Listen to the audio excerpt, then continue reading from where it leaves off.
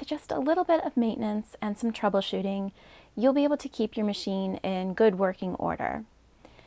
The most common problem that people will find is that if your thread is breaking or pulling to one side or the other, or just not looking great when you're stitching, you should probably rethread your machine.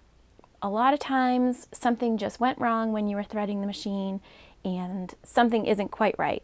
So take the bobbin out and take the needle thread out and rethread the whole machine and give it a test. That will probably fix most problems. If your machine is still giving you a little bit of trouble and your stitches don't look quite the way you want, you can look at your tension. I have found very few instances where I need to adjust my tension on my Sparrow 25 from a 4. If I'm sewing on light to medium weight fabric with a good quality thread, usually a 4 is just fine, and if it's not looking right, I will rethread it and it's perfect. If you are sewing with some of the decorative stitches, or if you are sewing on something really thick, like maybe you're doing some quilting or something like that, you may need to adjust the tension a little bit, and you can I would just get some sample fabric, some scraps, and test it on that and adjust it a little bit until you get your decorative stitch to look the way you want. Or your quilting, you want to make sure that those stitches are looping in the middle of the fabric. So usually it's just loosening it just a little bit, so kind of moving a little more towards 3. But really your machine at the regular tension should sew really well. So try rethreading it if that's a problem.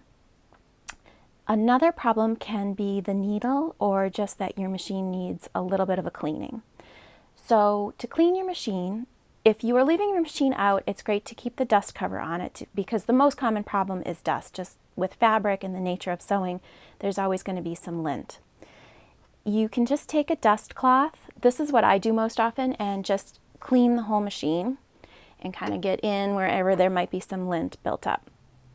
If you have some marks or anything like that on your machine that you want to get off, you can just use a damp cloth and wipe it. If you need to use any kind of detergent, you just want to use something mild and spray it on your cloth, not on the machine. So you would just wipe it down, and then you would want to dry it off when you're done. To clean the hook down here, so the first thing I'm going to do is take this needle out. So there's a screw right here, and if you loosen the screw, you want to hang on to the needle so it doesn't fall into the machine. You can loosen the screw and take your needle right out. And it's a good idea to change your needle every 6 to 8 hours of sewing, or after a big project, or if you're having any trouble with your machine.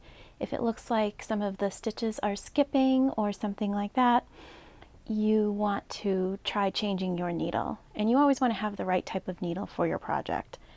So you can see that there are these little screws right here, and I have my little screwdriver that came with my machine. I'm just going to go ahead and loosen these up, and then I can take this plate right out. I'm going to go ahead and take my bobbin out as well. And you have a little brush that came with your machine. You can go ahead and any lint or little dust bunnies that you see, any dust, you can just kind of clean that out and brush that out. I like to make sure I get under my feed dogs right here. I always find some buildup in there. And you want to clean your machine out about every 3 projects, or if you do a big project, or if you're sewing with something that tends to create a lot of lint. Certain fabrics like minky fabric can generate a lot of lint.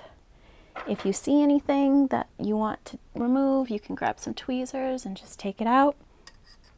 You don't want to use an air can or blow into the machine because you don't want to blow any of the dust into the machine. And once you've cleaned it out, you can go ahead and put the cover back on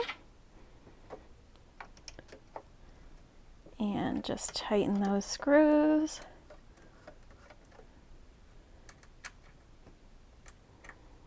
And then you can go ahead and put a nice fresh needle in. So you have a few extra needles that came with your machine, and you can always purchase more. It's good to keep on hand just in case. Sometimes what happens is your needle breaks or bends, or if you sew over a pin accidentally or something like that, it can nick it just a little bit and throw the whole machine off. So a nice new needle is an easier fix than taking it into a repair place. So I have my needle and I'm putting it in just where I took my other one out and pushing it all the way up. When you look at your needle, there is a round part and then there's one side is flat. The flat part should go to the back of the machine, and then it'll slide right up there, and you can tighten this screw and you are all ready to go.